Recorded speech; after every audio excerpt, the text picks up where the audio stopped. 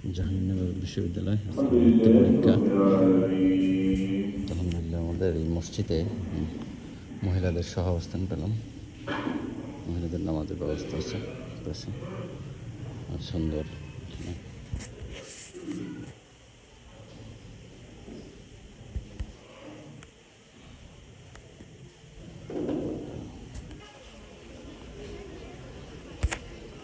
আমাদের বিভিন্ন মসজিদগুলোতে মহিলাদের জন্য একটু অ্যারেঞ্জমেন্ট করতে পারলে মহিলাদের একটু স্বস্তি হয়। এখানে প্রচুর ছাত্রছাত্রী আসছে,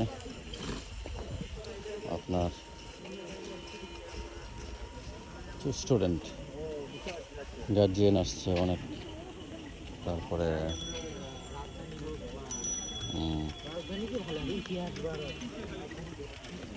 মহিলাদের এই যে ব্যবস্থাপনাটা খুবই স্বল্প পরিমাণে।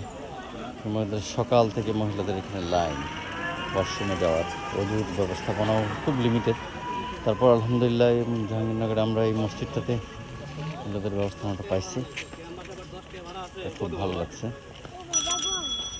অবস্থান আমরা মহিলাদেরকে ঘরে বুদ্ধি রেখে আমাদের এক শ্রেণীর হুজুররা চান যে মহিলারা ঘরে থাকবে, এতে হবে কি ওনারা সুরক্ষিত থাকবে। বাট আমাদের ঘরে কিন্তু ইহুদিদের, নাসরাদের সমস্ত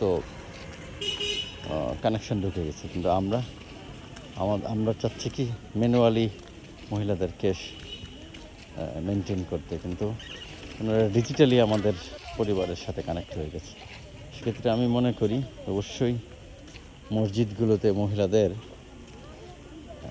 মহিলাদেরকে আমাদের আসার সুযোগ করে দেওয়া উচিত।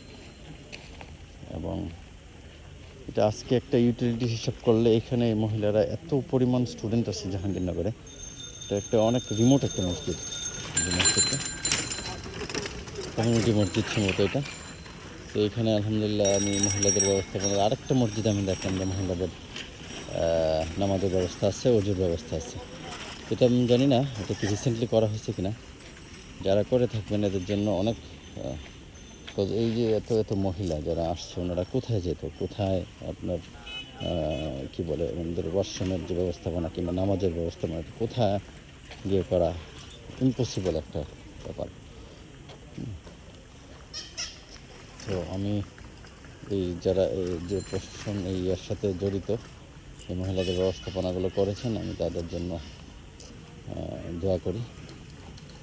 এবং একজনকে মহিলাদের নামাজে আসা তারপরে ওয়াশরুমে যাওয়ার বিষয়ে দেখলাম একটু নেগেটিভ কথা বলতেছেন।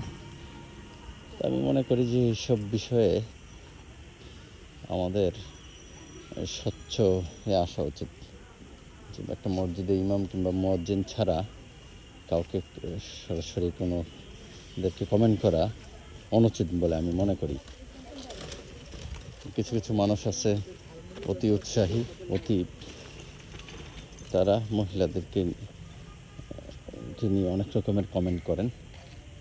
সেটা থেকে আমাদের আস্তে আস্তে আমার মনে হয় বের হয়ে আসা উচিত।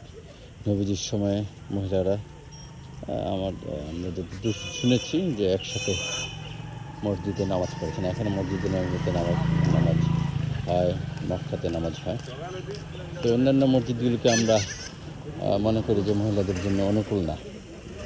সেটা আসলে যারা মনে করেন আমার মনে হয় তাদের সমস্যা আছে। যারা মনে করেন তারা অতি উৎসাহী একটা শ্রেণী আমি মনে করি। আসসালামু আলাইকুম।